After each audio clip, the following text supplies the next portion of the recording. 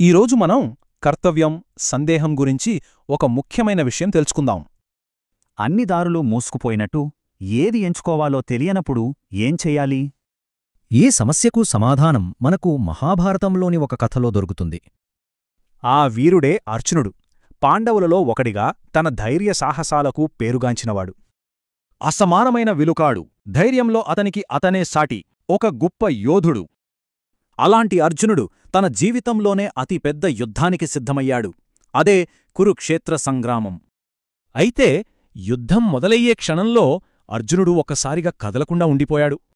ఎందుకంటే ఎదురుగా ఉన్నది శత్రువులు కాదు, తన బంధువులు, గురువులు, స్నేహితులు. ఆ క్షణంలో దుఃఖంతో అసలీ యుద్ధం ఎందుకు చేస్తున్నాను అని సందేహంలో పడిపోయాడు. ఒకవైపు యోధుడిగా తన కర్తవ్యం, మరోవైపు వాళ్లపై ఉన్న ప్రేమ, ఈ రెంటిటి మధ్య నలిగిపోయాడు. అంటే ఎంతటి వీరుడైనా సరే కొన్నిసార్లు భయం, గందరగోళానికి లోనవుతారని తెలుస్తుంది. సరే, మరి ఇలాంటి పరిస్థితిని ఎలా అధిగమించాలి? ఈ కథే మనకు దారి చూపిస్తుంది.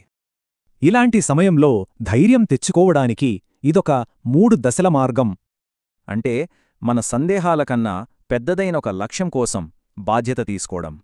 ఈ పాఠం కేవలం యుద్ధభూమిలోని సైనికులకే కాదు, మనందరి జీవితాలకు కూడా సంబంధించింది. నిజానికి మన జీవితంలో ఎదురయ్యే సవాళ్లే మన యుద్ధభూములు. ఇలాంటి పరిస్థితులలో సరైన నిర్ణయం తీసుకోవడానికి ధైర్యం, స్పష్టత చాలా ముఖ్యం.